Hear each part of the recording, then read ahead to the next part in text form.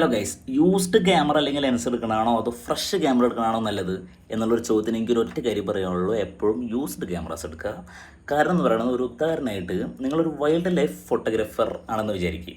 നമുക്ക് മിനിമം ഒരു 600 mm അല്ലെങ്കിൽ 400 mm ലെൻസ് വേണ്ടി വരും.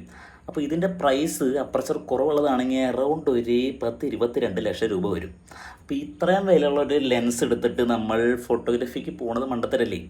പോണവരുണ്ടാവും, കാശുള്ളവർ. അപ്പോൾ അതല്ല, ഇത് നിങ്ങൾക്ക് ആഗ്രഹമുണ്ട്, നിങ്ങൾക്ക് ബിഗിനർ ആണെന്ന് വെച്ചിട്ടുണ്ടെങ്കിൽ ഈ പ്രൈസിൻ്റെ സാധനങ്ങൾ നമുക്കിതിന് പകുതി പൈസയ്ക്ക് കിട്ടും.